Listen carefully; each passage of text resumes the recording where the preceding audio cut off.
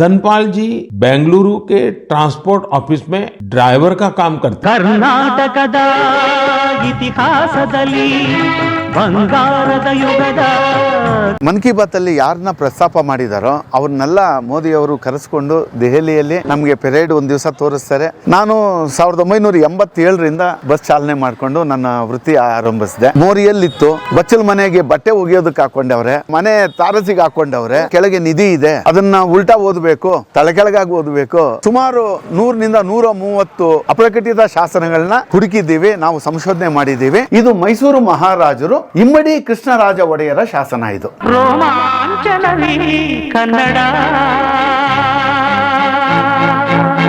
ಸಾಧನೆ ಮಾಡೋಕ್ಕೆ ನೂರಾರು ದಾರಿ, ಸಾವಿರಾರು ಹಾದಿ, ನೂರಾರು ಕನಸುಗಳನ್ನು ಹೊತ್ತ ಅನೇಕರು ನಾನು ಸಾಧಿಸಬೇಕು, ನನ್ನದೇ ಕ್ಷೇತ್ರದಲ್ಲಿ ಏನಾದರೂ ಮಾಡಿ ನನ್ನ ಹೆಸರನ್ನು ಗುರುತಿಸ್ಕೊಳ್ಳೋ ಹಾಗೆ ಮಾಡಬೇಕು ಅಂತ ಅನೇಕ ಕೆಲಸಗಳನ್ನು ತುಂಬ ಶ್ರಮ ವಹಿಸಿ ಮಾಡ್ತಾರೆ, ಸಾಧಕರಾಗ್ತಾರೆ, ಅನೇಕರಿಗೆ ಮಾರ್ಗದರ್ಶಕರಾಗ್ತಾರೆ, ಸ್ಫೂರ್ತಿ ಆಗ್ತಾರೆ ಸ್ನೇಹಿತರೆ. ಅದೇ ರೀತಿ ಇವತ್ತು ನಾವು ಹೇಳಕ್ಕೆ ಹೊರಟಿರುವಂತಹ ಕಥೆ ಅದ್ಭುತವಾದ ಒಬ್ಬ ಸಾಧಕರದ ಸ್ನೇಹಿತರೆ. ಎಂತಹ ವಿಶೇಷ ಸಾಧಕರವರು ಅಂತಂದರೆ ಅವರ ವೃತ್ತಿ ಪ್ರವೃತ್ತಿ ಎರಡಕ್ಕೂ ಅಜಗಜಾಂತರ ವ್ಯತ್ಯಾಸ. ಆದರೆ ಆ ಎರಡನ್ನೂ ಸಂಯೋಜಿಸಿ ಅವರು ಮಾಡುವಂಥ ಕೆಲಸ ಇದೆಯಲ್ಲ, ಇಡೀ ದೇಶವೇ ಮೆಚ್ಚುವಂಥದ್ದು. ಇಡೀ ದೇಶವೇ ಮೆಚ್ಚಿದೆ ಕೂಡ. ಪ್ರಧಾನಮಂತ್ರಿಗಳ ಮನ್ ಕಿ ಬಾತ್ ಕಾರ್ಯಕ್ರಮದಲ್ಲಿ ಕರ್ನಾಟಕದ ಈ ಸಾಧಕರನ್ನು ವಿಶೇಷವಾಗಿ ಗುರುತಿಸಿ ಅವರನ್ನು ಮೆನ್ಷನ್ ಮಾಡಲಾಗಿತ್ತು. ನಾನೀಗ ಹೇಳ್ತಾ ಇರೋಂಥದ್ದು ನಮ್ಮ ಕನ್ನಡಿಗ ಧನಪಾಲ್ ಅವರ ಬಗ್ಗೆ ಸ್ನೇಹಿತರೆ. ಧನಪಾಲ್ ಅವರು ವೃತ್ತಿಯಲ್ಲಿ BMTC ಚಾಲಕರು. ಅವರು BMTC ಬಸ್ ಓಡಿಸುವಂಥವ್ರು. ಅವರು BMTC ಚಾಲಕರಾಗಿದ್ದುಕೊಂಡು ನಮ್ಮ ಕರ್ನಾಟಕದ ಇತಿಹಾಸ, ಪರಂಪರೆ, ಇಲ್ಲಿನ ಶಾಸನಗಳು ಇವುಗಳ ಬಗ್ಗೆ ಆಸಕ್ತಿ ವಹಿಸಿ ಅವುಗಳ ಬಗ್ಗೆ ಸಂಶೋಧನೆ ಮಾಡ್ತಾ ಕರ್ನಾಟಕದ ಅನೇಕ ಹಳ್ಳಿಗಳನ್ನು ತಿರುಗಾಡಿ ಕರ್ನಾಟಕದ ಅನೇಕ ಹಳ್ಳಿಗಳಲ್ಲಿರುವ ಶಾಸನಗಳನ್ನು ಹುಡುಕಿ ಅದನ್ನು ಸಂಶೋಧಕರಿಗೆ, ಇತಿಹಾಸಕಾರರಿಗೆ ಪರಿಚಯಿಸುವ ಮೂಲಕ ಅದು ಜನರಿಗೆ, ವಿದ್ಯಾರ್ಥಿಗಳಿಗೆ ತಲುಪುವಂಥ ಕೆಲಸ ಮಾಡ್ತಾ ಕರ್ನಾಟಕದ ಇತಿಹಾಸಕ್ಕೆ ಅದ್ಭುತವಾದ ಕೊಡುಗೆ ಕೊಡ್ತಾ ಇದ್ದಾರೆ. ಎಲ್ಲಿಯ BMTC ಬಸ್ ಚಾಲಕ, ಎಲ್ಲಿಯ ಶಾಸನ ಸಂಶೋಧನೆ ಇತಿಹಾಸ. ಬನ್ನಿ, ನಿಮಗೆ ನಾವು ಪರಿಚಯಿಸ್ತೀವಿ, ತೋರಿಸ್ತೀವಿ ಅವ್ರ ಜೀವನನ. ಧನಪಾಲ್ ಅವರು, ಸ್ವಾಗತ ನಿಮಗೆ. ತರಬನಹಳ್ಳಿ, ಇದು ತರಬನಹಳ್ಳಿ ಸ್ನೇಹಿತರೆ, ನೀವು ನೋಡ್ತಾ ಇರೋದು ತರಬನಹಳ್ಳಿ ನಮ್ಮ ಯಲಹಂಕ, ಬೆಂಗಳೂರು ದೇವನಹಳ್ಳಿ ಏರ್ಪೋರ್ಟ್ ರಸ್ತೆ ಯಲಹಂಕದ ಹತ್ರ ಇರುವಂಥ ಒಂದು ಪುಟ್ಟ ಗ್ರಾಮ ಇದು ತರಬನಹಳ್ಳಿ. ಇಲ್ಲಿ ನಮ್ಮ ಧನಪಾಲ್ ಅವರು ಒಂದು ಶಾಸನದ ಒಂದು ಕಲ್ಲನ್ನು ಸಂಶೋಧನೆ ಮಾಡಿದ್ದಾರೆ. ಅದರದ್ದೊಂದು ಕಾರ್ಯಕ್ರಮ ಇದೆ. ಅಲ್ಲಿಂದ ನಾವು ಶುರು ಮಾಡೋಣ ಅವ್ರ ಕೆಲಸ ಏನು ಅಂತ. ಬನ್ನಿ, ಅವ್ರನ್ನ ಪರಿಚಯ ಮಾಡ್ಕೊಳ್ಳೋಣ. ಸ್ವಾಗತ ನಿಮಗೆ ತರಬನಹಳ್ಳಿಗೆ, ಧನಪಾಲ್ ಅವ್ರ ಬದುಕಿಗೆ ಕಲಾ ಮಾಧ್ಯಮಕ್ಕೆ ಆತ್ಮೀಯವಾದ ಸ್ವಾಗತ. ಬನ್ನಿ ಸರ್. ನಮಸ್ತೆ. ನಮಸ್ಕಾರ. ಹೇಗಿದ್ದೀರಿ ಸರ್? ಶಾಸನ ಸಂಶೋಧಕರು ಏನಂತ ಕರಿಬೇಕು ನಿಮ್ಮನ್ನ? BMTC ಚಾಲಕರು ಅಲ್ಲ ಅಥವಾ ಶಾಸನ ಹುಡುಕಾಟ ಮಾಡೋರು ಅಂತಂದ್ರೆ ಏನಂತ ಕರಿಬೇಕು ನಿಮ್ಮನ್ನ? ನೀವು ಏನಾದ್ರೂ ಕರೀರಿ. ನಾನು ಮೂಲತಃ BMTC ಚಾಲಕ. ಅಲ್ಲಿಂದಾನೇ ಇದು ಆಸಕ್ತಿ ಅಷ್ಟೇ, ಅದು ವೃತ್ತಿ, ಇದು ಪ್ರವೃತ್ತಿ. ಮನ್ ಕಿ ಬಾತ್ ಅಲ್ಲಿ ಯಾರನ್ನ ಪ್ರಸ್ತಾಪ ಮಾಡಿದಾರೋ ಅವ್ರನ್ನೆಲ್ಲ ಮೋದಿ ಅವರು ಕರೆಸ್ಕೊಂಡು ದೆಹಲಿಯಲ್ಲಿ ನಮಗೆ ಪೆರೇಡ್ ಒಂದ್ ದಿವಸ ತೋರಿಸ್ತಾರೆ. ಮಿಕ್ಕಿದ್ದು ಅವರ ಸಂದರ್ಶನ ಆಗುತ್ತೆ. ಶುಭವಾಗಲಿ, ಒಳ್ಳೇದಾಗಲಿ. ಯಾವಾಗಿಂದ ಇದರ ಈ ಶಾಸನ ಗೀಸನ ಎಲ್ಲ ಯಾವಾಗಿಂದ ಬಸ್ ಚಾಲನೆ? ನಾನು 1987ರಿಂದ ಬಸ್ ಚಾಲನೆ ಮಾಡಿಕೊಂಡು ನನ್ನ ವೃತ್ತಿ ಆರಂಭಿಸಿದೆ. ಹೊಟ್ಟೆಪಾಡಿಗಾಗಿ ಅನೇಕ ರೂಟ್ಗಳಲ್ಲಿ ನಾನು ಡ್ಯೂಟಿ ಮಾಡಿಕೊಂಡು ಬಂದೆ. 2006-2007ರಲ್ಲಿ ನನಗೆ ನಮ್ಮ ಸಂಸ್ಥೆಯ ಬೆಂಗಳೂರು ದರ್ಶಿನಿಯಲ್ಲಿ ಚಾಲಕ ಮತ್ತು ಮಾರ್ಗದರ್ಶಕನಾಗಿ ಅವಕಾಶ ಸಿಕ್ತು. ಬೆಂಗಳೂರು ದರ್ಶಿನಿ ಬಸ್ ಇದೆಯಲ್ಲ? ಹೌದು, ಬೆಂಗಳೂರು ರೌಂಡ್ಸ್. ಹೌದು. ಅದರಲ್ಲಿ ನಾನು ಚಾಲಕ ಮತ್ತು ಮಾರ್ಗದರ್ಶಕ, ಗೈಡ್ ಕಮ್ ಡ್ರೈವರ್. ಓಕೆ. ಆ ರೀತಿ ನನಗೆ ನಮ್ಮ ಸಂಸ್ಥೆ ನನಗೆ ಒಂದು ಅವಕಾಶ ಕೊಡ್ತು. ಅದನ್ನ ನಾನು ಎಲ್ರಿಗೂ ಬೆಂಗಳೂರು ಬಗ್ಗೆ ಮಾಹಿತಿ ಕೊಟ್ಕೊಂಡು ತೋರಿಸ್ಬೇಕಾದ್ರೆ ಇನ್ನಷ್ಟು ಮಾಹಿತಿ ಕಲಿಯೋ ಆಸಕ್ತಿ ಬಂತು. ಅನೇಕ ಪುಸ್ತಕಗಳನ್ನ ಓದೋ ಅಭ್ಯಾಸ ಆಯಿತು ಬೆಂಗಳೂರು ಬಗ್ಗೆ. ಅಷ್ಟಕ್ಕೂ ಸಾಲದಿರಂಗೆ ಇನ್ನೂ ಆಳವಾಗಿ ಅಧ್ಯಯನ ಮಾಡಬೇಕಾದ್ರೆ ಶಾಸನಗಳ ಅಧ್ಯಯನ ನಾನು ಮಾಡಲೇಬೇಕಾಗಿತ್ತು. ಅದರಿಂದ ನನ್ನ ಗುರುಗಳನ್ನ ಆಶ್ರಯಿಸಿದೆ. ಅವರು KR ನರಸಿಂಹನ್ ಅಂತೇಳಿ ನನ್ನ ಗುರುಗಳು.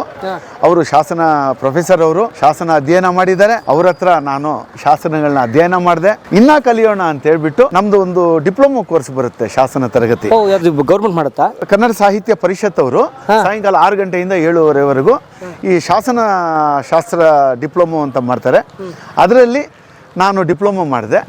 ಇನ್ನಷ್ಟು ಅಧ್ಯಯನ ಮಾಡೋದಕ್ಕೆ ಇವೆಲ್ಲ ಸಹಕಾರಿ ಆಯಿತು ನನಗೆ. ಸೊ ಅಂದ್ರೆ ನೀವು ಈ ಶಾಸನ ಅಥವಾ ಇತಿಹಾಸದ ಬಗ್ಗೆ ನಿಮ್ಗೆ ಆಸಕ್ತಿ ಬಂದಿರೋದು ನೀವು ಬೆಂಗಳೂರು ಮಾರ್ಗದರ್ಶಿ ಬಸ್ ಡ್ರೈವರ್ ಆದ್ಮೇಲೆ. ಸೊ ಅಲ್ಲಿ ಟೂರಿಸ್ಟ್ಗಳಿಗೆ ತೋರಿಸ್ತಾ ನಿಮ್ಗೆ ಆಸಕ್ತಿ ಬಂದ್ಬಿಡ್ತು. ಕೆಲವನ್ನ ನಾನು ಹೇಳ್ತಿದ್ದೆ, ಅಚಾನಕ್ ಆಗಿ ಅವ್ರು ಬೇರೆ ಏನೋ ಒಂದು ಕೇಳ್ಬಿಡೋರು. ಅವಾಗ ನನಗೆ ಆಗ್ತಾ ಇದ್ದೆ. ಆ ರೀತಿ ಆದ್ರೆ ನನಗೂ ಅವಮಾನ, ನಮ್ಮ ಸಂಸ್ಥೆಗೂ ಅವಮಾನ ಅಲ್ವಾ. ಆದ್ರಿಂದ ನಾನು ಓದೋದಕ್ಕೆ ಪ್ರಾರಂಭ ಮಾಡಿದೆ. ಮತ್ತೆ ಇನ್ನ ಆಳವಾಗಿ ಅಧ್ಯಯನ ಮಾಡಬೇಕು ಅಂತ ನಾನು ಶಾಸನಗಳ ಅಧ್ಯಯನ ಮಾಡಿದೆ. ವಾವ್. ಸೊ ಆಮೇಲೆ ಶಾಸನ ಡಿಪ್ಲೊಮಾ ಮಾಡಿದೆ.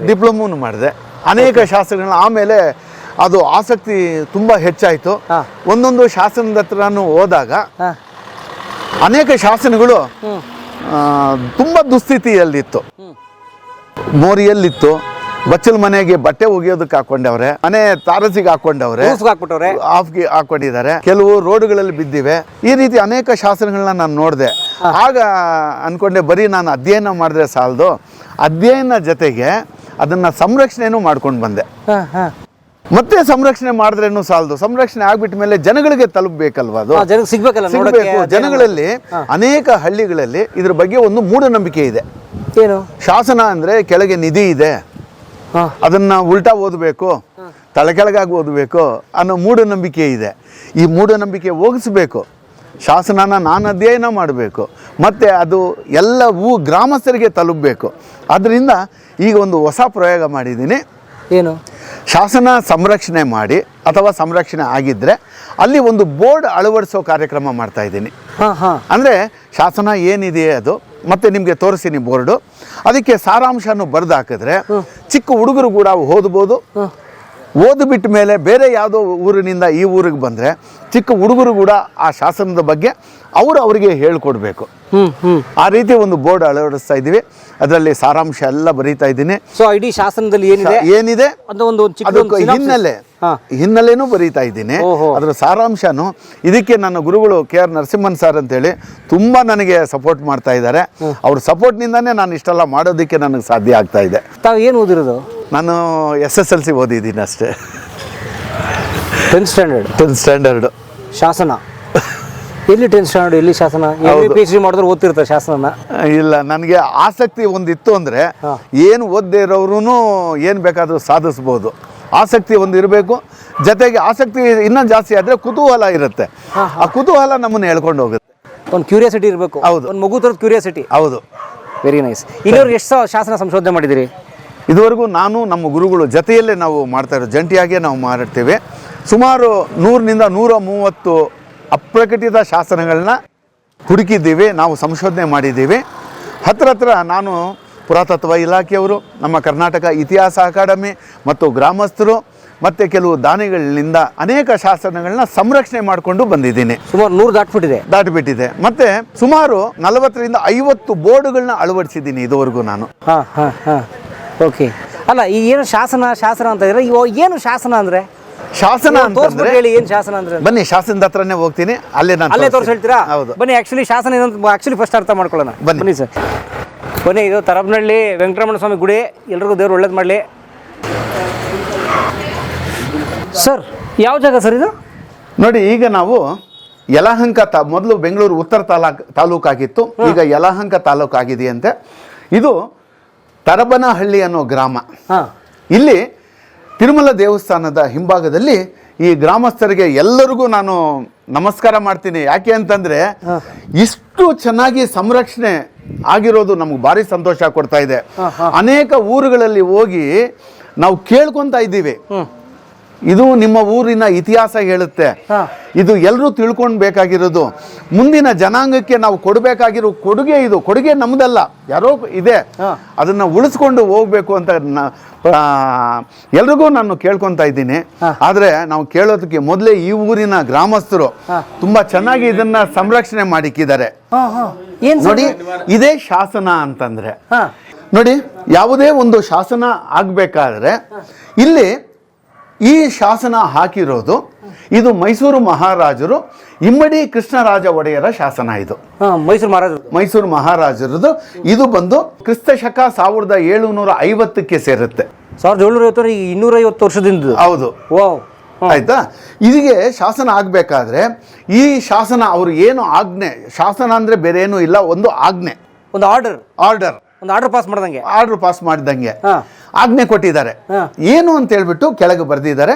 ಇದು ಹಾಕಕ್ಕೆ ಮೊದಲು ಈ ಶಾಸನ ಸೂರ್ಯ ಚಂದ್ರರು ಇರೋವರೆಗೂ ಇದು ಶಾಶ್ವತವಾಗಿ ಇರಬೇಕು ಅನ್ನೋದಕ್ಕೆ ಶಾಸನಗಳಲ್ಲಿ ಸೂರ್ಯ ಚಂದ್ರನ ಹಾಕ್ತಾರೆ. ಈ ಕಡೆ ರೌಂಡ್ ಸೂರ್ಯ, ಅರ್ಧ ಇರೋ ಚಂದ್ರ. ಮತ್ತೆ ಇದು ಕೀರ್ತಿ ಮುಖ ಅಂತ ಹೇಳ್ತಾರೆ. ಇದು ಒಂದು ದೇವರದ್ದು ಶುಭ ಸೂಚಕ, ಎಲ್ಲ ದೇವಸ್ಥಾನಗಳಲ್ಲಿ ಇರುತ್ತೆ. ಇದಕ್ಕೆ ಕೀರ್ತಿ ಮುಖ ಅಂತ ಹೇಳ್ತಾರೆ. ಮತ್ತೆ ಇದು ವೈಷ್ಣವ ಧರ್ಮಕ್ಕೆ ಸೇರುತ್ತೆ.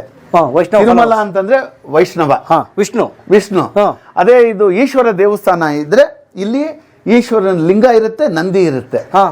ಇದು ವೈಷ್ಣವ ದೇವಸ್ಥಾನ. ಆದ್ರಿಂದ ಇಲ್ಲಿ ಶಂಕು ಇದು ಚಕ್ರ, ಶಂಕು ಚಕ್ರಗಳನ್ನ ಹಾಕಿದ್ದಾರೆ. ಇದು ವೈಷ್ಣವ ಚಿಹ್ನೆಗಳಿದು. ಓಕೆ. ಮತ್ತೆ ನಾಮ, ಇದು 3 ಬಂದು ವೈಷ್ಣವ ಚಿಹ್ನೆ ಹಾಕಿದ್ದಾರೆ. ಯಾಕೆ ಅಂತಂದ್ರೆ ಇದು ವೈಷ್ಣವ ದೇವಾಲಯ ಅಂತ. ಅದಾಗ್ಬಿಟ್ಟ ಮೇಲೆ ಈ ಶಾಸನ ಪ್ರಾರಂಭ ಆಗುತ್ತೆ. ಸಾಮಾನ್ಯವಾಗಿ ಶಾಸನ ಪ್ರಾರಂಭ ಆಗೋದು ಸ್ವಸ್ತಿ ಅನ್ನೋ ಒಂದು ಶುಭ ಸೂಚಕ. ಇದು ಸ್ವಸ್ತಿ, ಸ್ವಸ್ತಿ ಶ್ರೀ ಶುಭಮಸ್ತು ಅಂತೇಳಿ ನಾವು ನಮಸ್ತೆ ನಮಸ್ತೆ ಅಂತ ಬರಿತೀವಿ. ಆ ಥರ ಸ್ವಸ್ತಿ ಅನ್ನೋದು ಇದ್ದೇ ಇರುತ್ತೆ. ಅದಾಗ್ಬಿಟ್ಟ ಮೇಲೆ ಯಾವ ಮಾಸಕ್ಕೆ ಬರುತ್ತೆ ನೋಡಿ, ವಿಜಯಾಭ್ಯುದಯ, ಶಾಲಿವಾಹನ. ಡೇಟ್ ನೋಡಿ, ಇಲ್ಲಿ ಡೇಟ್ ಬರ್ದಿದ್ದಾರೆ. ಇಲ್ಲಿ 1693 ಡೇಟ್ ಬರ್ದಿದ್ದಾರೆ. ಇದನ್ನ ನಾವೇನ್ ಮಾಡ್ತೀವಿ ಅಂತಂದ್ರೆ ಕ್ರಿಸ್ತ ಶಕಕ್ಕೆ ಕನ್ವರ್ಟ್ ಮಾಡ್ತೀವಿ. ಅಂದ್ರೆ ಕ್ರಿಸ್ತ ಶಕ ಯಾವಾಗ ಪ್ರಾರಂಭ ಆಗಿ 78 ವರ್ಷ ಆಗ್ಬಿಟ್ಟ ಮೇಲೆ ಈ ಶಾಲಿವಾಹನ ಶಕ ಪ್ರಾರಂಭ ಆಗುತ್ತೆ. ಅದರಿಂದ ನಾವು ಇದು ಶಾಲಿವಾಹನ ಶಕದಲ್ಲಿ ಇರೋದ್ರಿಂದ ಇದನ್ನ ಕ್ರಿಸ್ತ ಶಕಕ್ಕೆ ನಾವು ಬದಲಾಯಿಸಬೇಕಾದ್ರೆ 78 ವರ್ಷನ ಇದಕ್ಕೆ ಆಡ್ ಮಾಡಬೇಕು. ಓಕೆ. ಸೊ ಶಾಲಿವಾಹನದಲ್ಲಿ ಇರೋದನ್ನ ಕ್ರಿಸ್ತ ಶಕಕ್ಕೆ ಮಾಡಕ್ಕೆ 78 ಆಡ್ ಮಾಡಬೇಕು. ಅವಾಗ ಕ್ರಿಸ್ತ ಶಕ ಬರುತ್ತೆ. ಅದಾಗ್ಬಿಟ್ಟ ಮೇಲೆ ಇಲ್ಲಿ ತರಬನಹಳ್ಳಿ ಮತ್ತು ಪಕ್ಕದಲ್ಲಿ ಗಡೇನಹಳ್ಳಿ ಬೋರ್ಡ್ ಇದೆ ಬರ್ತಾ, ತರಮಳಿಗೆ ಹೋಗೋ ರೋಡ್. ಹೌದು. ಈ 2 ಗ್ರಾಮಗಳನ್ನ ಮೈಸೂರಲ್ಲಿ ಒಂದು ದೇವಸ್ಥಾನ ಇದೆ, ಲಕ್ಷ್ಮೀ ರಮಣ ಸ್ವಾಮಿ ದೇವಸ್ಥಾನ. ಇಲ್ಲಿ ಮೈಸೂರಲ್ಲಿ ಅರಮನೆ ಆವರಣದಲ್ಲೇ ಇದೆ. ಅರಮನೆ ಒಳಗಡೆ ಇದೆ. ಅದು ಸುಮಾರು 500 ವರ್ಷದ ಇತಿಹಾಸ ಇದೆ ಆ ದೇವಸ್ಥಾನಕ್ಕೆ. ಆ ದೇವಸ್ಥಾನದ ಪೂಜಾ ಕೈಂಕರ್ಯಗಳಿಗೆ ಪ್ರತಿ ತಿಂಗಳು ರಾಜರು ಅರಮನೆಯಿಂದ ದುಡ್ಡು ಕೊಡ್ಬೇಕು. ಒಂದು ತಿಂಗಳು ಮಿಸ್ ಆಗ್ಬೋದು. ಅದಕ್ಕೆ ಏನ್ ಮಾಡ್ತಾರೆ ಅಂತಂದ್ರೆ ಸಾಮಾನ್ಯವಾಗಿ ಕೆಲವು ಊರುಗಳನ್ನ ದಾನ ಕೊಟ್ಬಿಡ್ತಾರೆ ಅವರಿಗೆ, ದೇವಸ್ಥಾನ ಪೂಜೆಗೆ. ಅಂದ್ರೆ ದೇವಸ್ಥಾನದ ಊರಿನ ದಾನ ಕೊಟ್ರೆ ಏನಾಗುತ್ತೆ ಅಂದ್ರೆ ಈ ಊರಿಂದ ಕಂದಾಯ ಟ್ಯಾಕ್ಸ್ ಎಲ್ಲ ಕಲೆಕ್ಟ್ ಮಾಡಿ ಅದು ಅರಮನೆಗೆ ಹೋಗ್ಬೇಕು. ಇದನ್ನ ಅರಮನೆಗೆ ತಗೊಳೋದಿಲ್ಲ, ಆ ದೇವಸ್ಥಾನದ ಖರ್ಚುಗಳಿಗೆ ವಿನಿಯೋಗಿಸ್ಬೇಕು ಅಂತೇಳಿ ಒಂದು ಆದೇಶನ ಮಾಡಿರೋ ಶಾಸನ ಇದು. ಅಂದ್ರೆ ಈಗೇನು ಆ ಲಕ್ಷ್ಮೀ ಗುಡಿ ಇದೆಯಲ್ಲ, ಲಕ್ಷ್ಮೀ ರಮಣ ಸ್ವಾಮಿ ದೇವಸ್ಥಾನ, ಆ ದೇವಸ್ಥಾನಕ್ಕೆ ಈ 2 ಗ್ರಾಮಗಳನ್ನ ದಾನ ಕೊಟ್ಟಿರೋದು ಬರ್ದಿದ್ದಾರೆ. ಸೊ ಈ 2 ಗ್ರಾಮ, ಗಡೇನಹಳ್ಳಿ ಮತ್ತೆ ಈ ತರಬನಹಳ್ಳಿ, 2 ಗ್ರಾಮದಲ್ಲಿ ಏನು ಆದಾಯ ಬರುತ್ತಲ್ಲ ಕಂದಾಯ, ಅದನ್ನ ಆ ಗುಡಿಯ ಪೂಜೆಯ ಖರ್ಚಿಗೆ ಬಳಸ್ಕೊಳ್ಳಿ ಅಂತ ಬರ್ದಿರೋ ಶಾಸನ. ಆರ್ಡರ್ ಮಹಾರಾಜರದು. ಹೌದು. ಹೆಂಗ್ ಓದ್ಬಿಟ್ರ ಸರ್ ನೀವು? ಒಳ್ಳೆ ಕನ್ನಡ ಪ್ರಜಾವಾಣಿ ಪೇಪರ್ ಓದ್ಬಿಟ್ರಿ ಕಲ್ನ?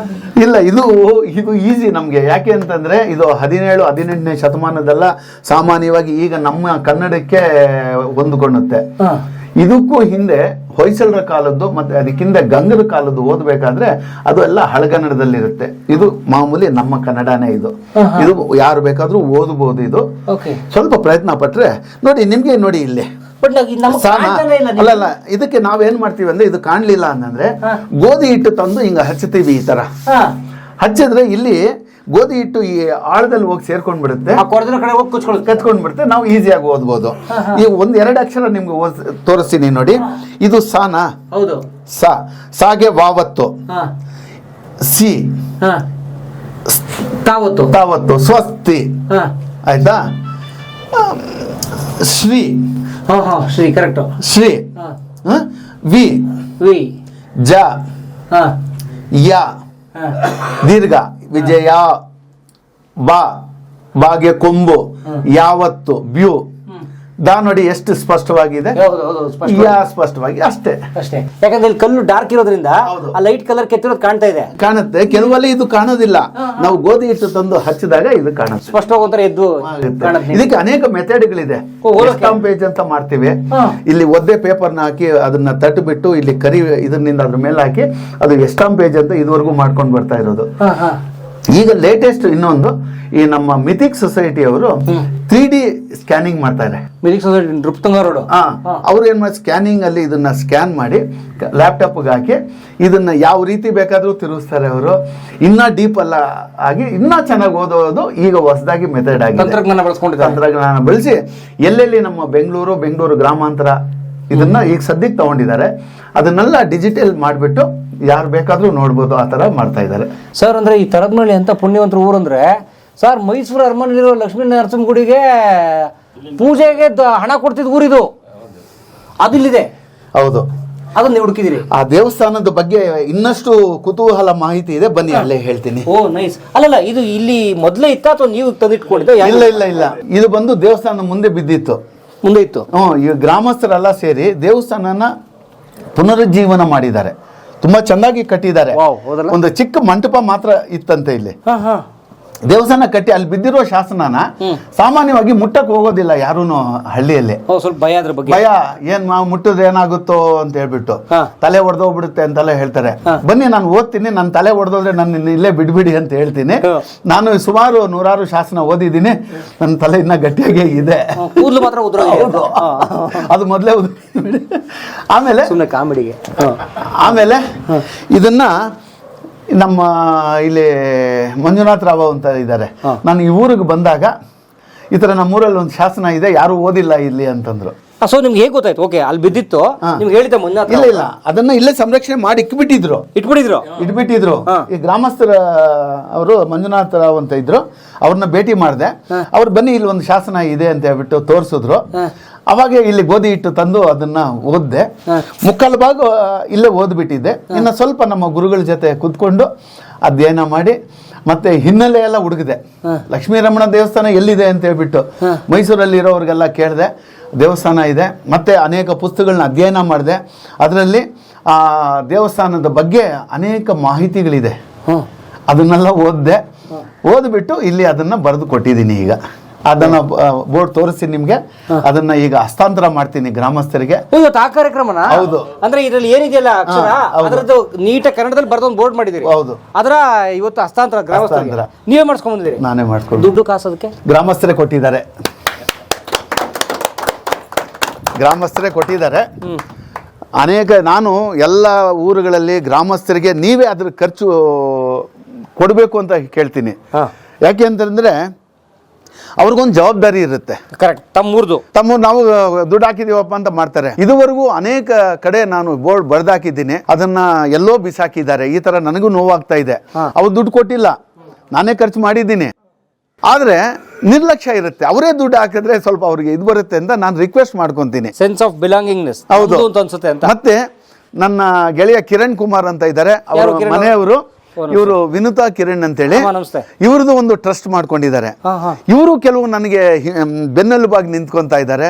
ಅನೇಕ ಶಾಸನಗಳನ್ನ ಯಾರೂ ಊರವರು ಮಾಡಿಲ್ಲ ಅಂದ್ರೆ ಇವರು ದುಡ್ಡು ಕೊಟ್ಟಿದ್ದಾರೆ. ಇವರ ಕಡೆಯಿಂದ ಇವ್ರದ್ದು ಒಂದು ಟ್ರಸ್ಟ್ ಮಾಡ್ಕೊಂಡಿದ್ದೀವಿ, ನಿಶ್ಚಿತ ಟ್ರಸ್ಟ್ ಅಂತೇಳಿ. ಅದ್ರ ಕಡೆಯಿಂದ ನನಗೆ ಅನೇಕ ಬೋರ್ಡ್ಗಳು ಮಾಡೋದಕ್ಕೆ ನನಗೆ ಸಹಾಯ ಮಾಡಿದ್ದಾರೆ. ಅವರು ಕಡೆಯಿಂದನೂ ನಾನು ಕೆಲವು ಬೋರ್ಡ್ಗಳನ್ನ ಅಳವಡಿಸಿದ್ದೀನಿ. ಸೂಪರ್. ನಿಮ್ಮಂಥ ಪುಣ್ಯವಂತರ ಸಂಖ್ಯೆ ಜಾಸ್ತಿ ಆಗಲಿ. ಈಗ ಬನ್ನಿ ಕಾರ್ಯಕ್ರಮ ಕನ್ನಡ ಬೋರ್ಡ್ನ ಗ್ರಾಮಸ್ಥರಿಗೆ ಹಸ್ತಾಂತರ. ಅದನ್ನ ಇದ್ರ ಪಕ್ಕ ಹಾಕ್ತೀರಾ? ಇಲ್ಲ, ಇಲ್ಲಿ ಮುಂದೆ ದೇವಸ್ಥಾನ ಬರ್ಬೇಕಾದ್ರೆ ಓದ್ಕೊಂಡು ಬರ್ಲಿ ಅಂತ ಮುಂದೆ. Very nice. ಬನ್ನಿ ಹಿಂಗೆ ಹೋಗೋಣ. ಬನ್ನಿ ಒಂದು ಪ್ರದರ್ಶನ ಹಾಕೊಂಡೆ ಹೋಗೋಣ. ಬನ್ನಿ. ತಿರುಮಲ ಎಲ್ರಿಗೂ ಒಳ್ಳೇದು ಮಾಡಲಿ. ಎಷ್ಟು ವರ್ಷ ಹಳೆ ದೇವಸ್ಥಾನ ಇದು? ಇದು ಆಗಲೇ ದೇವಸ್ಥಾನ ಚಿಕ್ಕದಾಗಿ ಕಟ್ಟಿ ಆ ಶಾಸನ ಹಾಕಿರೋದು. ಓಕೆ. ಅದ್ರ ಈ ಗುಡಿನ ಆ ಟೈಮ್ ಇಲ್ಲ ಇಲ್ಲ ಇಲ್ಲ, ಇಲ್ಲಿ ಚಿಕ್ಕ ಗುಡಿ ಇತ್ತು. ಅಲ್ಲಿ ಚಿಕ್ಕದು ಬಂದು 270 ವರ್ಷದ. ಅಂದ್ರೆ ನೀವು ಪ್ರತಿ ಊರಲ್ಲಿ ಹೋಗಿ ಈ ತರ ಶಾಸನಗಳನ್ನ ಹುಡುಕಿ ಬೋರ್ಡ್ ಮಾಡಿದ್ರೆ ಈ ತರದೊಂದು ಕಾರ್ಯಕ್ರಮ ಮಾಡ್ತೀರಿ? ಕಾರ್ಯಕ್ರಮ ಮಾಡಿ ಕೆಲವು ಅವರು ಇಂಟ್ರೆಸ್ಟ್ ಇತ್ತು, ಅವ್ರು ಮಾಡ್ತಾರೆ. ಸಾಮಾನ್ಯವಾಗಿ ಮಾಡ್ತೀವಿ. ನಮ್ದು ಇತಿಹಾಸ ಅಕಾಡೆಮಿಯಲ್ಲಿ ನಾವು ಇದು ಕರ್ನಾಟಕ ಇತಿಹಾಸ ಅಕಾಡೆಮಿ ಪರಂಪರೆ ಉಳಿಸಿ ಕಾರ್ಯಕ್ರಮ ಮಾಡ್ತೀವಿ. ಅಂದ್ರೆ ಅವರಿಗೆ ಅದ್ರ ಬಗ್ಗೆ ಮಾಹಿತಿ ನಾವು ಕೊಡ್ತೀವಿ. ಆಗ್ಲೇ ಅವ್ರಿಗೂ ಶಾಸನ ಅಂದ್ರೆ ಏನು ಎಲ್ಲ ಅದ್ರ ಕಡೆ ಇಂಟ್ರೆಸ್ಟ್ ಬರುತ್ತೆ ಅಂತೇಳಿ ಈ ತರ ಐತಿಹಾಸಿಕ ಪರಂಪರೆ ಉಳಿಸಿ ಕಾರ್ಯಕ್ರಮ ಮಾಡಿ ಕೊಡ್ತೀವಿ. ಕೆಲವು ಕಡೆ ಏನು ಇಲ್ಲ, ನಾವೇ ಹೋಗಿ ಅಳವಡಿಸ್ತೀವಿ, ಯಾರು ಅವರು ಇಂಟ್ರೆಸ್ಟ್ ತಗೊಂಡಿಲ್ಲ ಅಂತಂದ್ರೆ. ಈ ತರ ಗ್ರಾಮಸ್ಥರು ಇಂಟ್ರೆಸ್ಟ್ ತಗೊಂಡ್ಬಿಟ್ರೆ ಈ ತರ ಒಂದು ಕಾರ್ಯಕ್ರಮ ಮಾಡಿ ನಾವು ಕೊಡ್ತೀವಿ ಅವರಿಗೆ. ಇವಾಗ ಅದಿದೆ. ಹೌದು, ಹಾಗೆ ಶುರು ಮಾಡೋಣ. ಬನ್ನಿ. ವೇದಿಕೆ ಮೇಲೆ ಇರುವಂತ ಗ್ರಾಮದ ಪ್ರಮುಖರೇ, ಗುರುಗಳಾಗಿರುವಂತ ಸರ್ KR ನರಸಿಂಹನ್ ಸರ್ ಅಂತೇಳಿ, ಅವರು ಪ್ರೊಫೆಸರ್ ಆಗಿ ಆಮೇಲೆ ಜಾಯಿಂಟ್ ಡೈರೆಕ್ಟರ್ ಆಗಿ ಎಜುಕೇಶನ್ ಡಿಪಾರ್ಟ್ಮೆಂಟ್ ಅಲ್ಲಿ ನಿವೃತ್ತಿ ಹೊಂದಿದ್ದಾರೆ. ಇವರೇ ನನಗೆ ಮಾರ್ಗದರ್ಶಕರು. ನಾನು ಕೆಲವು ತಿಂಗಳ ಹಿಂದೆ ಇಲ್ಲಿ ಬಂದಿದ್ದೆ. ಇಲ್ಲಿ ಶಾಸನಗಳು ಎಲ್ಲಿ ಇದೆ ಏನು ಅಂತ ಹುಡ್ಕೋದಕ್ಕೆ ಬಂದೆ. ಆಗ ಈ ಗ್ರಾಮದ ಪ್ರಮುಖರೆಲ್ಲ ಸೇರಿ ನನಗೆ ಇಲ್ಲಿ ಒಂದು ಶಾಸನನ ತೋರಿಸಿದ್ರು. ಅದು ಈ ದೇವಸ್ಥಾನದ ಹಿಂದೆ ಇದೆ. ಅದನ್ನು ಅಧ್ಯಯನ ಮಾಡಿದಾಗ ಅದು 1750 ಕ್ರಿಸ್ತಶಕ 1750ಕ್ಕೆ ಮಾರ್ಚ್ 14ನೇ ತಾರೀಕಿಗೆ ಸೇರುತ್ತೆ. ಅದು ಇದಕ್ಕೆ ಒಂದು ಐತಿಹ್ಯ ಇದೆ, ಅದನ್ನು ನಾನು ಹೇಳಲೇಬೇಕು. ಮೈಸೂರಲ್ಲಿ ಆವರಣದಲ್ಲಿ ಒಂದು ದೇವಸ್ಥಾನ ಇದೆ, ಅರಮನೆ ಆವರಣದಲ್ಲಿ. ಅದು ಲಕ್ಷ್ಮೀ ರಮಣ ದೇವಸ್ಥಾನ ಅಂತೇಳಿ. ಅದಕ್ಕೆ ಒಂದು ಐತಿಹ್ಯ ಏನಂದರೆ, ಆ ಶಾಸನ ಬಂದು ಶ್ರೀಕೃಷ್ಣ ದೇವರಾಯರ ತಂದೆ ನರಸನಾಯಕರು ಅಂತ ಇದ್ರು. ಅವರು ಆ ದೇವಸ್ಥಾನಕ್ಕೆ ಒಂದು ದಾನ ಕೊಟ್ಟಿದ್ದಾರೆ. ಅದು 1497ರಲ್ಲಿ. ಅದಾದ ನಂತರ ಅಂದರೆ ಅದರಿಂದ ಆ ಶಾಸನದಿಂದ ನಮ್ಗೆ ಅರ್ಥ ಆಗೋದು ಅದಕ್ಕೆ ಮುಂಚೆನೇ ಅಲ್ಲಿ ದೇವಸ್ಥಾನ ಇತ್ತು ಅನ್ನೋದಕ್ಕೆ ಒಂದು ಆಧಾರ ಸಿಕ್ಕಿದೆ. ಅಂದರೆ ವಿಜಯನಗರ ಸಾಮ್ರಾಜ್ಯದ ಕೃಷ್ಣದೇವರಾಯರ ತಂದೆ ನರಸನಾಯಕರು. ಅದಾಗ್ಬಿಟ್ಟ ಮೇಲೆ ಆ ದೇವಸ್ಥಾನದಲ್ಲಿ ಮೈಸೂರು ಮಹಾರಾಜರಿಗೆ ತುಂಬ ಭಕ್ತಿಪೂರ್ವಕವಾಗಿ ನಡ್ಕೊತಾ ಇದ್ರು ಆ ದೇವಸ್ಥಾನಕ್ಕೆ. ಆವಾಗ ಈ ರಾಜ ಒಡೆಯರು ಅಂತ ಇದ್ದರು. ಅವ್ರದ್ದು ಒಂದು ಇನ್ಸಿಡೆಂಟ್ ಆಗುತ್ತೆ ಅಲ್ಲಿ. ಒಂದು ಘಟನೆ ಏನು ಅಂತಂದರೆ, ಅವರು ನಂಜನಗೂಡಿಗೆ ಹೋಗ್ತಾ ಇದ್ದರೆ ಒಬ್ಬ ದಳವಾಯಿ ಅವನಿಗೆ ಅನುಚಿತವಾಗಿ ವರ್ತಿಸ್ತಾನೆ. ಇವರಿಗೆ ದಾರಿ ಬಿಡೋದಿಲ್ಲ, ಇವ್ರಿಗೆ ಹೋಗೋದಕ್ಕೆ ಮಹಾರಾಜರಿಗೆ. ಇವರು ಸೈನಿಕರೆಲ್ಲ ಹೋಗಿ ಅವನ್ನ ಓಡಿಸಿ ಅವನಿಗೆ ಕಿವಿ ಮೂಗು ಎಲ್ಲ ಕೊಯ್ದು ಬಿಡ್ತಾರೆ, ಅವನಿಗೆ ಓಡಿಸ್ಬಿಡ್ತಾರೆ ಅಲ್ಲಿಂದ. ಅವನು ಕೋಪ ಬಂದು ರಾಜರಿಗೆ ಏನಾದರೂ ಮಾಡಿ ಅವನ್ನ ಸಾಯಿಸಬೇಕು ಅಂತ ಹೇಳ್ಬಿಟ್ಟು ಇದೇ ಲಕ್ಷ್ಮೀ ರಮಣ ಸ್ವಾಮಿ ದೇವಸ್ಥಾನದ ಪೂಜಾರಿ ಇರ್ತಾನೆ, ಅವನಿಗೆ ಸ್ವಲ್ಪ ಹಣ ಕೊಟ್ಟುಬಿಟ್ಟು ಅವನಿಗೆ ವಿಷ ಕೊಡೋದಕ್ಕೆ ಹೇಳ್ತಾರೆ. ಅವನೇನು ಮಾಡ್ತಾನೆ, ಬೆಳಿಗ್ಗೆ ಪೂಜೆಗೆ ಹೋಗ್ತಾರೆ ರಾಜ ಒಡೆಯರು. ತೀರ್ಥ ಕೈಯಲ್ಲಿ ಹಾಕ್ತಾರೆ. ಆಗ್ಬಿಟ್ಟ ಮೇಲೆ ಇನ್ನೇನು ಕುಡಿಬೇಕು ಅಂದಾಗ ಆ ಪೂಜಾರಿ ಕೈ ನಡುಗ್ತಾ ಇರುತ್ತೆ, ತಪ್ಪು ಮಾಡಿದಾನಲ್ವಾ. ಆಗ ಇವ್ರಿಗೆ ಅನುಮಾನ ಬರುತ್ತೆ, ಏನು ಹೇಳು, ಯಾಕೆ ತಪ್ಪು ಮಾಡಿದ್ಯಾ ನೀನು, ಏನು ಹೇಳು ಅಂತ ಕೇಳ್ತಾರೆ. ಆವಾಗ ಅವನು ನೀನು ನಿಜ ಹೇಳಿದ್ರೆ ನಿನಗೆ ಬಿಟ್ಟು ಬಿಡ್ತೀನಿ, ಯಾರು ಮಾಡಿದಾರೋ ಅವ್ರಿಗೆ ನಾನು ಶಿಕ್ಷೆ ಕೊಡ್ತೀನಿ ಅಂತ ಹೇಳ್ತಾನೆ. ಆವಾಗ ಇರೋ ದಳವಾಯಿ ಬಗ್ಗೆ ಎಲ್ಲ ಹೇಳ್ತಾನೆ. ಆವಾಗ ರಾಜರು ಹೇಳ್ತಾರೆ, ನೀನು ತೀರ್ಥ ಅಂತ ಕೊಟ್ಟ ವಿಷ ಅಂತ ಕೊಟ್ಟ ಅಂತ ಕೇಳ್ತಾರೆ. ನಾನು ತೀರ್ಥ ಅಂತ ಕೊಟ್ಟಿದ್ದೀನಿ ನಿಮಗೆ ಅಂತ ಹೇಳ್ತಾರೆ. ಏನಿದೇನು ಆ ಲಕ್ಷ್ಮೀ ರಮಣನೇ ನನ್ನನ್ನು ಕಾಪಾಡಿದ್ರೆ ಕಾಪಾಡಲಿ, ಇಲ್ಲಾದರೆ ನಾನು ಸಾಯ್ತೀನಿ ಅಂತೇಳಿ ಆ ತೀರ್ಥನ ಕುಡಿತಾರೆ. ಆದರೂ ದೇವರು ಮಹಿಮೇನೋ ಅಥವಾ ಅದೇನೋ ಅಲ್ಲಿ ಘಟನೆ ನಡೆದಿದೋ ಗೊತ್ತಿಲ್ಲ, ತೀರ್ಥ ಮಾತ್ರ ಅವರು ಹೊಟ್ಟೆ ಒಳಗೆ ಹೋಗಿರುತ್ತೆ, ವಿಷ ಕೈಯಲ್ಲೇ ಉಳ್ಕೊಂಡಿರುತ್ತೆ. ಇದು ಒಂದು ಐತಿಹಾಸಿಕ ಘಟನೆ. ಇದು ಇವನಿಗೆ ಕನ್ನಂಬಾಡಿಯಲ್ಲಿರೋ ವೇಣುಗೋಪಾಲ ಸ್ವಾಮಿ ದೇವಸ್ಥಾನಕ್ಕೆ ಬದಲಾಯಿಸ್ತಾರೆ ಪೂಜಾರಿನ. ಆ ದಳವಾಯಿಗೆ ಕಿವಿ ಮೂಗೆಲ್ಲ ಕೊಯ್ದು ಕಳಿಸ್ಬಿಡ್ತಾರೆ. ಇದು ಒಂದು ಐತಿಹಾಸಿಕ ಒಂದು ಘಟನೆ ಇದು. ಆಮೇಲೆ ಈ ದೇವಸ್ಥಾನಕ್ಕೆ ಬಂದ ಇನ್ನಷ್ಟು ಭಕ್ತಿ ಬರುತ್ತೆ. ಅದಕ್ಕೆ ದೇವಸ್ಥಾನ ಜೀರ್ಣೋದ್ಧಾರ ಮಾಡ್ತಾರೆ. ಅದಾಗ್ಬಿಟ್ಟ ಮೇಲೆ ಕೃಷ್ಣರಾಜ ಒಡೆಯರು ಅದಕ್ಕೆ ಗೋಪುರಗಳು ಕಟ್ಟಿ ಅಲ್ಲಿ 2 ಅಡಿದು ರಾಜ ಒಡೆಯರದು ಒಂದು ಶಿಲ್ಪನೂ ಈಗಲೂ ಇದೆ ಅಲ್ಲಿ. ಅದಾದ ನಂತರ ಮೈಸೂರು ಮಹಾರಾಜರೆಲ್ಲನೂ ಆ ದೇವಸ್ಥಾನಕ್ಕೆ ತುಂಬ ಭಕ್ತಿಯಿಂದ ನಡ್ಕೊತಾ ಇದ್ರು. ಆಗ ಆ ದೇವಸ್ಥಾನದ ಪೂಜಾ ಕೈಂಕರ್ಯಗಳಿಗೆ ಅನೇಕ ಊರುಗಳನ್ನ ದಾನ ಕೊಟ್ಟಿದ್ದಾರೆ.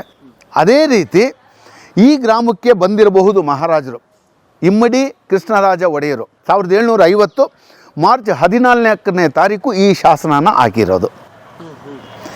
ಬರೀ ಇದೊಂದೇ ಶಾಸನ ಹಾಕಲಿಲ್ಲ ಅವರು ಮೈಸೂರಲ್ಲಿರೋ ಇನ್ನಷ್ಟು ದೇವಸ್ಥಾನಗಳಿಗೆ ದಾನದತ್ತಿಗಳು ಕೊಟ್ಟಿದ್ದಾರೆ. ಈ ಶಾಸನನ ನಾನು ನೋಡಿ ಇನ್ನಷ್ಟು ಅಧ್ಯಯನ ಕೈಗೊಂಡಾಗ ಇದೇ ಪಕ್ಕದಲ್ಲಿ ಜಾಲಿಗೆ ಗ್ರಾಮ ಇದೆ. ಆ ಗ್ರಾಮನ ಮೈಸೂರಲ್ಲಿರೋ ಚಾಮುಂಡೇಶ್ವರಿ ದೇವಸ್ಥಾನಕ್ಕೆ ದಾನ ಕೊಟ್ಟಿದ್ದಾರೆ. ಚಾಮುಂಡೇಶ್ವರಿ ದೇವಸ್ಥಾನದ ಪೂಜೆ ಖರ್ಚಿಗೆ ಆ ಜಾಲಿಗೆ ಗ್ರಾಮನ ಅಲ್ಲಿ ಒಂದು ದೇವಸ್ಥಾನ ಕಟ್ಟಿದ್ದಾರೆ. ಅವರು ರಾಜರು ಏನು ಮಾಡ್ತಾ ಇದ್ರು ಅಂದರೆ, ದಾನ ಕೊಟ್ಬಿಟ್ಟು ಇಲ್ಲಿ ಒಂದು ಯಾವ ದೇವಸ್ಥಾನಕ್ಕೆ ದಾನ ಕೊಟ್ಟಿದ್ದಾರೋ ಅದೇ ದೇವರ ದೇವಸ್ಥಾನ ಇಲ್ಲಿ ಒಂದು ಕಟ್ಟೋ ಪ್ರತೀತಿ ಮಾಡ್ಕೊಂಡಿದ್ದಾರೆ.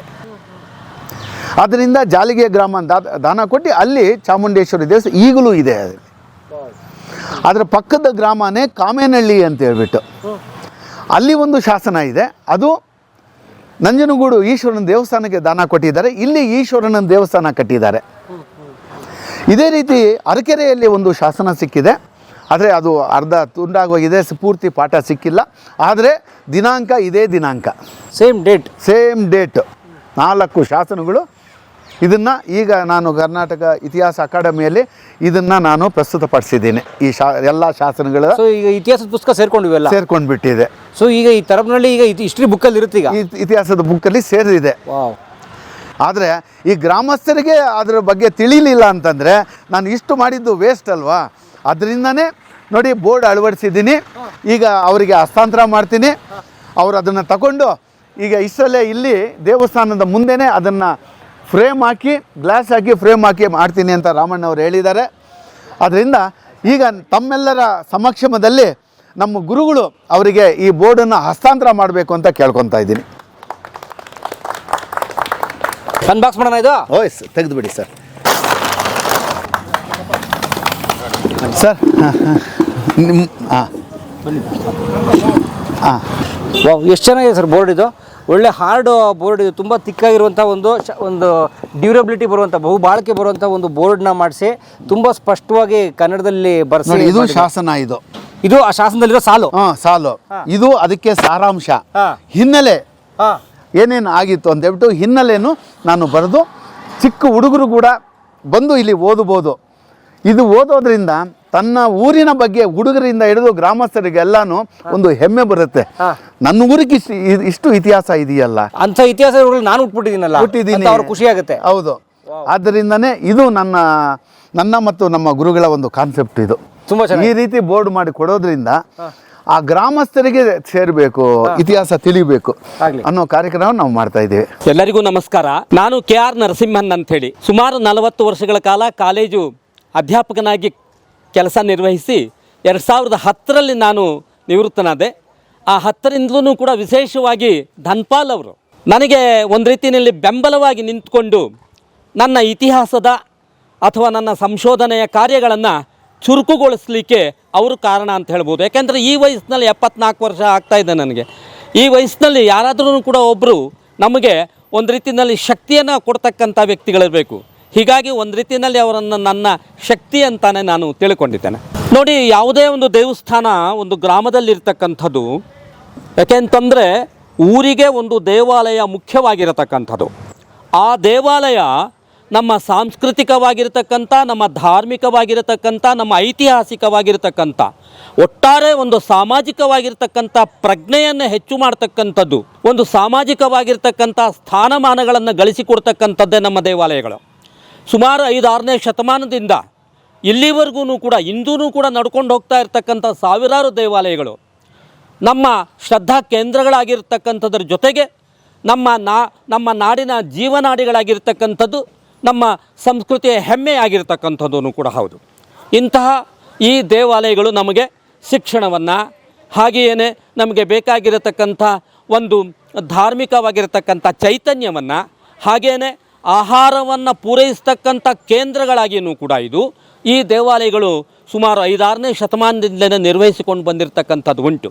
ಹೀಗಾಗಿ ಯಾವುದೇ ಒಂದು ಗ್ರಾಮ ಸಂಸ್ಕೃತಿ ಅಂತಕ್ಕಂಥದ್ದು, ಒಂದು ಗ್ರಾಮದ ಜೀವಳ ಅಂತಕ್ಕಂಥದ್ದು ಬಹುಪಾಲು ಈ ದೇವಾಲಯದ ಹಿಂದೆ ಇರತಕ್ಕಂಥದ್ದು.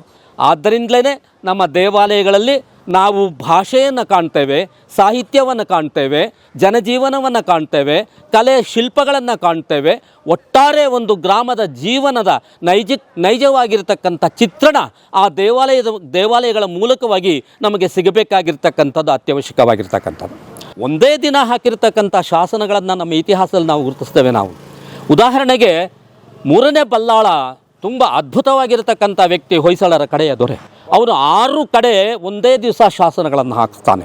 6 ಕಡೆ ನಮ್ಮ ನಂದಿಯಲ್ಲಿ ಹಾಕಿಸ್ತಾನೆ, ಆಮೇಲೆ ನಮ್ಮ ಕೋಲಾರ ಜಿಲ್ಲೆಯ ಲಕ್ಕೂರಿನಲ್ಲಿ ಹಾಕಿಸ್ತಾನೆ, ಮಡಿವಾಳದಲ್ಲಿ ಹಾಕಿಸ್ತಾನೆ, ಅದಾದಮೇಲೆ ಇಲ್ಲಿ ಯಾವುದು ಐಗಂಡಪುರದಲ್ಲಿ ಹಾಕಿಸ್ತಾನೆ. ಹೀಗೆ 6 ಕಡೆ ಒಂದೇ ದಿನ. ಏನು ಗೊತ್ತಾ ಆ ಶಾಸನದ ಉದ್ದೇಶ ಅವನು ಹಾಕಿಸ್ತಕ್ಕಂಥದ್ದು? ಅಯ್ಯ, ನಿಮಗೆ ಮಠಪತಿಗಳಿಗೆ, ಸ್ಥಾನಪತಿಗಳಿಗೆ ನಾನು ಕೈ ಜೋಡಿಸಿ ಹೇಳ್ತೇನೆ, ದೇವಾಲಯಗಳು ಹಾಳಾಗಿದೆ, ಅದನ್ನು ಉದ್ಧಾರ ಮಾಡಿ, ಅದನ್ನು ಜೀರ್ಣಗೊಳಿಸಿ, ನಿಮಗೆ ಕೊಟ್ಟಿರ್ತಕ್ಕಂಥ ಎಲ್ಲ ತೆರಿಗೆಗಳನ್ನು ನಾನು ಮನ್ನಾ ಮಾಡ್ತಾ ಇದ್ದೇನೆ ನಿಮಗೆ ಆದ್ದರಿಂದ ದೇವಾಲಯಗಳನ್ನು ಉದ್ಧಾರ ಮಾಡಿ ಅಂದರೆ ತೆರಿಗೆ ಮನ್ನಾ, ಹಣ ಬಳಸ್ಕೊಂಡು ದೇವಾಲಯ ಚೆನ್ನಾಗಿ ಮಾಡಿ ಅಂತ. ಹೌದು ಹೌದು ಹೌದು ಹೌದು ಹೌದು ಒಂದೇ ದಿನ 6 ಕಡೆ. ಹೌದು ಹೌದು ಹೌದು ಅಂದರೆ ಅಷ್ಟೊತ್ತಿಗೆ ತುಂಬ ಪ್ರಾಚೀನವಾಗಿರ್ತಕ್ಕಂಥ ದೇವಾಲಯಗಳು. ಉದಾಹರಣೆಗೆ ನಿಮಗೆ ಮಡಿವಾಳದಲ್ಲಿರ್ತಕ್ಕಂಥ ದೇವಸ್ಥಾನ ಚೋಳರಿಗೂ ಹಿಂದಿನ ದೇವಸ್ಥಾನ. ಅದು ಲಕ್ಕೂರಿನಲ್ಲಿರ್ತಕ್ಕಂಥ ದೇವಸ್ಥಾನ ಗಂಗರ ಕಾಲಕ್ಕೆ ಹೋಗ್ತದೆ. ಮತ್ತು ನಮ್ಮ ಈ ಇದರಲ್ಲಿ ಇರ್ತಕ್ಕಂಥದ್ದು ಯಾವುದು ಐಗಂಡಪುರದಲ್ಲಿರ್ತಕ್ಕಂಥದ್ದು ಕೂಡ ಗಂಗರ ಕಾಲಕ್ಕೆ ಹೋಗ್ತದೆ. ಅಂದರೆ ಐಗಂಡಪುರ, ಸೋಮೇಶ್ವರ ತುಂಬ ಹಳೆದೆ. ಹೌದು ಹೌದು ಬರುತ್ತೆ. ಸೊ ಆ ಥರ ಹಾಗೆ ಅಂದರೆ ಒಬ್ಬ ರಾಜನಾಗಿರ್ತಕ್ಕಂಥದ್ದು, ರಾಜನು ಅವನು ದರ್ಬಾರ್ ಮಾಡ್ಕೊಂಡು ಕೂತ್ಕೊಳ್ಳಿಲ್ಲ. ಅವನು ತನ್ನ ಮಾಂಡಲಿಕರು ಯಾರಿದ್ದಾರೆ, ಅವನ ಮಂತ್ರಿಗಳು ಯಾರಿದ್ದಾರೆ, ಪ್ರಧಾನಿಗಳು ಯಾರಿದ್ದಾರೆ, ಅವರ ಮೂಲಕವಾಗಿ ಅವನು ಎಲ್ಲೆಲ್ಲಿ ಆ ದೇವಾಲಯಗಳಿಗೆ ಉಂಟಾಗಿರ್ತಕ್ಕಂಥದ್ದನ್ನು ತಿಳ್ಕೊಂಡು ಆ ಥರದ ಕೆಲಸಗಳನ್ನು ಮಾಡಿಕೊಂಡು ಹೋದ. ವಿಶೇಷವಾಗಿ ನಮ್ಮ ಯಲಹಂಕ ನಾಡಿನಲ್ಲಿ 3ನೇ ಬಲ್ಲಾಳನ ಕಾರ್ಯ ಅದ್ಭುತವಾಗಿರ್ತಕ್ಕಂಥ ಕಾರ್ಯ ಆಗಿರ್ತಕ್ಕಂಥದ್ದು. ಮೊದಲು ನಾವಿಬ್ಬರೂ ಹೋದದ್ದು ಆ 3ನೇ ಬಲ್ಲಾಳನ ಶಾಸನ ನೋಡಲಿಕ್ಕೆ ಜಕ್ಕೂರಿನಲ್ಲಿ. ಅಲ್ಲಿಂದ ಶುರುವಾಯಿತು ನಮ್ಮ ಪಯಣ. ಸುಮಾರು ಒಂದು 40-50 ಈ ರೀತಿಯಾಗಿರತಕ್ಕಂಥ ಒಂದು ನಾವು ಫಲಕಗಳನ್ನು ಸಿದ್ಧ ಮಾಡಿದ್ದೇವೆ. ಅವ್ರು ಹೇಳಿದ ಹಾಗೆ ಅವರಾಗೆ ಏನಾದ್ರೂ ಕೂಡ ಈಗ ನೋಡಿ ಹಿರಿಯರು ನಾವು ಆ ಬೋರ್ಡಿಗೆ ತಗಲ್ತಕ್ಕಂಥ ಖರ್ಚು ಕೊಡ್ತೀವಿ ಅಂತ ಹೇಳಿದ್ದಾರೆ. ಅನೇಕ ಕಡೆ ಉದಾಹರಣೆಗೆ ಇಲ್ಲಿದ್ದಾರೆ ಇವರ ಸ್ನೇಹಿತರು, ಕೊಡಿಗೆಹಳ್ಳಿನಲ್ಲಿರ್ತಕ್ಕಂಥ ಸೂರ್ಯಗ್ರಹಣ ದಿವಸ ಹಾಕಿರ್ತಕ್ಕಂಥ 1431 ಹಾಕಿರೋ ಶಾಸನವನ್ನು ರಕ್ಷಣೆ ಮಾಡಿರೋದು ಅವರ ಮಗನ ಹೆಸರಿನಲ್ಲಿ. ಅವರು ಒಂದು ಉದಾಹರಣೆ ಹೇಳ್ತಿದ್ದೀನಿ ನಾನು ಅಷ್ಟೇ. ಕೊಡಿಗೆಹಳ್ಳಿಲಿ ಸೂರ್ಯಗ್ರಹಣ ದಿವಸ ಹಾಕಿ ಹೌದು. ಆ ಶಾಸನ ಹೇಗಿತ್ತು ಗೊತ್ತಾ? ಅದು ರಸ್ತೆ ಪಕ್ಕದಲ್ಲಿ ಪ್ರತಿನಿತ್ಯ ಸಾವಿರಾರು ವಾಹನಗಳು ಹೋಗ್ತಿತ್ತು. ಆ ಶಾಸನದ ಪಕ್ಕದಲ್ಲೇ ಇಂಥದ್ದು ವಾಹನಗಳು ಹೋಗ್ತಿತ್ತು. ಆದ್ದರಿಂದ ಹಠ ಮಾಡಿ ನಾವಿಬ್ಬರೂ ಕೂಡ ಆ ಶಾಸನವನ್ನು ದೇವಾಲಯಕ್ಕೆ ಅದನ್ನು ಸ್ಥಳಾಂತರ ಮಾಡಿದ್ವಿ. ಆ ಸ್ಥಳಾಂತರ ಮಾಡಿರ್ತಕ್ಕಂಥ ಶಾಸನದಲ್ಲಿರ್ತಕ್ಕಂಥ ವಿಷಯ ಏನು, ಅದರ ಸಾರಾಂಶ ಏನು ಅಂತ ಅನ್ನೋದನ್ನು ಬರೆದೂ ಕೂಡ ಅಲ್ಲಿ ಹಾಕ್ತಕ್ಕಂಥ ಒಂದು ಕಾರ್ಯವನ್ನು ಮಾಡೋದಕ್ಕೆ ನಮಗೆ ಪ್ರೇರಣೆ ಕೊಟ್ಟರು ಅವರು. ಸ್ನೇಹಿತರೆ, ನಾವು ಇತ್ತೀಚೆಗೆ ವಾಟ್ಸಪ್ಗಳಲ್ಲೇ ಗಮನಿಸ್ತಿರ್ತೀವಿ, ಫೇಸ್ಬುಕ್ಗಳಲ್ಲಿ ಬರ್ತಿರುತ್ತೆ ಫಾರ್ವರ್ಡ್ ಮೆಸೇಜು. ನಮ್ಮ ದೇಶಕ್ಕೆ ಏನಾದ್ರು ಕೊಡುಗೆ ಕೊಡಬೇಕು, ನಾವು ಈ ದೇಶಭಕ್ತರಾಗಬೇಕು, ನಾಡಿಗೆ ಏನಾದ್ರು ಕೊಡುಗೆ ಕೊಡಬೇಕು, ಹಂಗಾಗಬೇಕು ಹಿಂಗಾಗಬೇಕು ಅಂತ ಕೂತ್ಕೊಂಡು ಬರೀ ಫಾರ್ವರ್ಡ್ ಮೆಸೇಜ್ಗಳು ಕಳಿಸ್ಕೊಂಡು ಕೂತಿರ್ತೀವಿ ನಾವು. ಆದರೆ ಅಂಥವು ಯಾವನ್ನೂ ಮಾಡದೆ ನಿಜವಾದ ದೇಶ ಸೇವೆ, ನಾಡ ಸೇವೆ ಮಾಡ್ತಿರೋದು ನೋಡಿ ನಮ್ಮ ಧನ್ಪಾಲ್ ಅಂತವರು, ನಮ್ಮ ನರಸಿಂಹನ್ ಸರ್ ಅಂತವರು, ಅಥವಾ ಈ ಊರಿನ ಗ್ರಾಮಸ್ಥರು ಅಂತವರು. ಸ್ನೇಹಿತರೆ, ಯಾಕೆ ಗೊತ್ತಾ? ಒಂದು ಕಲ್ಲು, ಸಿಂಪಲಾಗಿ ಹೇಳ್ಬೇಕಾದ್ರೆ ಒಂದು ಕಲ್ಲು ಬಿದ್ದಿದೆ ಬಿಡಪ್ಪ ನಮ್ಮ ಗುಡಿ ಮುಂದೆ ಅಂತೇಳಿ ಅವ್ರು ಸುಮ್ಮನಾಗಿಲ್ಲ. ತರದಮಳ್ಳಿಯ ಬುದ್ಧಿವಂತ ಗ್ರಾಮಸ್ಥರು ಅವ್ರು ಏನು ಮಾಡಿದ್ರು ಹೇಳಿ, ಇದರಲ್ಲಿ ಏನೋ ಇದೆ ಕಣ್ರೋ ಅಂತ ಹೇಳಿ ಎಲ್ಲ ಚರ್ಚೆ ಮಾಡಿ ಇಂಥ ಗಣ್ಯರನ್ನು ತಿಳ್ಕೊಂಡವ್ರನ್ನ ಈ ಊರಿಗೆ ಕರೆಸಿ ಇದರಲ್ಲಿ ಏನೋ ಇದೆ ಹುಡುಕಿ ಅಂತ. ಅವ್ರು ಬಂದು 5-6 ಸಲ ಅವ್ರ ಗುರುಗಳೆಲ್ಲ ಬಂದು ಅದನ್ನೊಂದು 5-6 ಸಲ ಪರೀಕ್ಷೆ ಮಾಡಿ, ಉಚಿತವಾಗಿ ಪರೀಕ್ಷೆ ಮಾಡಿ, ಯಾವುದೇ ಖರ್ಚು ವೆಚ್ಚ ಕೇಳಿದೆ. ಅದು ಇದು ಮೈಸೂರು ಮಹಾರಾಜರು ಸಂಬಂಧಪಟ್ಟಂಥ ಸುಮಾರು 200-300 ವರ್ಷದ ಹಳೆ ಶಾಸನ, ನಿಮ್ಮ ಊರು ಬಹಳ ಪ್ರಖ್ಯಾತವಾದ ಊರು ಅಂತ ಹೇಳಿ ತಿಳಿಸಿ ಅಷ್ಟಕ್ಕೆ ಹೋಗಿಲ್ಲ. ಅದಕ್ಕೆ ಸಂಬಂಧಪಟ್ಟಂಥ ಅಕ್ಷರಗಳನ್ನು ಮುಂದಿನ ಜನಾಂಗ ಓದೋಕ್ಕೆ ಕಷ್ಟ ಆಗ್ಬೋದು ಅಂತ ಹೇಳಿ ಅದಕ್ಕೆ ಸ್ಪಷ್ಟವಾದ ಒಂದು ಬೋರ್ಡ್ನ ಮಾಡಿಸಿ ಈ ಊರಿನವ್ರು ಕೊಡುಗೆಯಾಗಿ ಕೊಟ್ಟು ಹೋಗ್ತಾರೆ. ಇದು ನಿಜವಾದ ನಾಡ ಸೇವೆ, ನಿಜವಾದ ಗ್ರಾಮ ಸೇವೆ, ನಿಜವಾದ ದೇಶ ಸೇವೆ, ನಿಜವಾದ ದೇಶಭಕ್ತಿ ಅಂದರೆ ಇಂಥವು. ದೇಶಕ್ಕೋಸ್ಕರ ಭಾಷಣ ಮಾಡದೆ ಕೆಲಸ ಮಾಡ್ತಾರಲ್ಲ, ಇಂಥವು ನಿಜವಾದ ಕೆಲಸಗಳು. ಸ್ನೇಹಿತರೆ, ಇಂಥ ಕೆಲಸ ಮಾಡೋರ ಸಂಖ್ಯೆ ಜಾಸ್ತಿ ಆಗಲಿ ಅಂತ ನಾನು ಕೇಳ್ಕೊತೇನೆ. ಧನ್ಯವಾದ ತರದಮಳ್ಳಿ ಗ್ರಾಮಸ್ಥರಿಗೆ. ಇದು ಇಂಟರ್ನ್ಯಾಷನಲ್ ಏರ್ಪೋರ್ಟ್ಗೆ ಹೋಗುತ್ತೆ, ಅಂದರೆ ಆಧುನಿಕ ಒಂದು ಯುಗಕ್ಕೆ ಹೋಗುತ್ತೆ ಇದು. ಆದರೆ ಈ ಊರಿನವರು ಆಧುನಿಕ ಯುಗಕ್ಕೆ ಹೋಗೋ ಕಾಲದಲ್ಲಿ ತಮ್ಮ ಹಳೆದನ್ನು ಕೂಡ ಎಷ್ಟು ಚೆನ್ನಾಗಿ ನೆನ್ಪಿಟ್ಕೊಂಡಿದ್ದಾರಲ್ಲ ಇವರು, ಅದು ಭಾಳ ಮುಖ್ಯವಾದ ಸ್ನೇಹಿತರೆ. ಹಳೆ ಬೇರು ಹೊಸ ಚಿಗುರು ಕೂಡಿರಲು ಮರ ಸೊಬಗು ಅಂತಾರಲ್ಲ ನೋಡಿ. ಹಾಗಾಗಿ ಯಲಹಂಕ ಏರ್ಪೋರ್ಟ್ ಇವೆಲ್ಲ ಇವತ್ತು ತುಂಬ ವೇಗವಾಗಿ ಹೋಗ್ತಿದೆ. ಆದರೆ ತಮ್ಮ ಊರಿನ ಮೂಲ ಬೇರುಗಳನ್ನ ಕೂಡ ಉಳಿಸ್ಕೊಳ್ಳೋಕೆ ಈ ಗ್ರಾಮಸ್ಥರು ಒದ್ದಾಡ್ತಿರಲ್ಲ, ಹ್ಯಾಟ್ಸ್ ಆಫ್. ಈ ಪ್ರಜ್ಞೆ ಹೊಸದ್ರ ಜೊತೆಗೆ ಹಳೆದೂ ಬೇಕು ಅಂತ ಅನ್ನುವ ಪ್ರಜ್ಞೆ ಎಲ್ರಿಗೂ ಬರಲಿ. ತಮ್ಮ ಊರು ಸುತ್ತಮುತ್ತ, ತಮ್ಮ ಮನೆ, ತಮ್ಮ ಜಂತಿ ಎಲ್ಲೆಲ್ಲಿ ಏನೇನು ಕಲ್ಲು ಕಾಣುತ್ತಲ್ಲ, ಇದರಲ್ಲೇನೋ ಕಥೆ ಇದೆ ಅಂತ ಅವ್ರಿಗೆ ಅನ್ನಿಸ್ಲಿ. ಅದನ್ನು ನಮ್ಗೆ ಗೊತ್ತಾಗಲ್ಲ ಅಂತಂದ್ರೆ ಏನು ಬೇಜಾರು ಮಾಡಬೇಡಿ. ಧನ್ಪಾಲ್ ಇದ್ದಾರೆ ಕರ್ನಾಟಕದಲ್ಲಿ, ಬಹುಶಃ ಎಲ್ಲಿ ಕರೆದ್ರು ಹೋಗ್ತೀರಿ, ಖಂಡಿತ ಹೋಗ್ತಾರೆ. ಅವ್ರು ನೋಡಿ ಎಷ್ಟು ಉತ್ಸಾಹ ಇದೆ. ಈಗಲೇ ಒಳ್ಳೆ ಯುವಕನ ಉತ್ಸಾಹ ಇದೆ, ಕೊಡಿ ಕೆಲಸ ಮಾಡ್ತೀನಿ ಅನ್ನೋ ಉತ್ಸಾಹ ಇದೆ. ಅವ್ರ ನಂಬರ್ ನಾನು ಹಾಕ್ತೀನಿ. ದಯಮಾಡಿ ನಿಮ್ಮ ಊರಲ್ಲಿ, ನಿಮ್ಮ ಮನೆಯಲ್ಲಿ ಎಲ್ಲೋ ಒಂದು ಕಡೆ ನಿಮ್ಮ ಕಣ್ಣಿಗೆ ಬಿದ್ದು ಶಾಸನ ಒಂದು ಯಾವುದೋ ಒಂದು ಕಲ್ಲು ಸಿಕ್ಕರೆ ಕರೀರಿ. ವೀರಗಲ್ಲು, ಮಾಸ್ತಿಗಲ್ಲು, ಶಾಸನ ಎಲ್ಲವನ್ನ ರೆಕಾರ್ಡ್ ಮಾಡಿಟ್ರೆ ಇಡೀ ಕನ್ನಡ ನಾಡಿನ ಪರಂಪರೆಯನ್ನು ಹೊಸದಾಗಿ ಕಟ್ಟೋಕೆ ಸಾಧ್ಯ ಆಗ್ಬೋದು. ಸ್ನೇಹಿತರೆ, ನರಸಿಂಹನ್ ಸರ್ ಅಂತ ಶಿಷ್ಯನ ತಯಾರು ಮಾಡಿದಿರಿ ನೀವು, ಧನ್ಯವಾದಗಳು. ಆಗಲಿ, ನಿಮ್ಮಂಥ ಗುರು ಶಿಷ್ಯರ ಪರಂಪರೆ ಜಾಸ್ತಿ ಆಗಲಿ. ಧನ್ಯವಾದ ಹೇಳ್ತಾ ಈಗ ಈ ಕಥೆ ಮುಗ್ದಿಲ್ಲ ಸ್ನೇಹಿತರೆ, ಬನ್ನಿ ನಾವು ಧನ್ಪಾಲ್ ಅವ್ರ ಮನೆಗೆ ಹೋಗೋಣ, ಅವ್ರ ಇನ್ನೊಂದು ಸಂದರ್ಶನ ಮುಂದುವರ್ಸೋಣ. ಥ್ಯಾಂಕ್ ಯು ಸೋ ಮಚ್ ತರದಮಳ್ಳಿ. ಕಲಾ ಮಾಧ್ಯಮದ ಎಲ್ಲಾ ಎಪಿಸೋಡುಗಳು ನಿಮಗೆ ಸಿಗಬೇಕು ಅಂತಂದ್ರೆ ಕಲಾ ಮಾಧ್ಯಮ ಯೂಟ್ಯೂಬ್ ಚಾನೆಲ್ನ ಸಬ್ಸ್ಕ್ರೈಬ್ ಮಾಡಿ, ಬೆಲ್ ಐಕಾನ್ನ ಕ್ಲಿಕ್ ಮಾಡಿ, ತಪ್ಪದೇ ಮಾಡಿ. ಸ್ನೇಹಿತರೆ, ಕಲಾ ಮಾಧ್ಯಮದ ಎಲ್ಲ ಸಂದರ್ಶನಗಳನ್ನು ನೀವೀಗ ಓದಬಹುದು. www.kalamadhyama.com ಈ ವೆಬ್ಸೈಟ್ಗೆ ವಿಸಿಟ್ ಮಾಡಿ ಇಂಟರ್ವ್ಯೂಗಳನ್ನು ಓದಿ. ಓದುವ ಸಂಸ್ಕೃತಿ ಹೆಚ್ಚಾಗಲಿ. ಧನ್ಯವಾದ.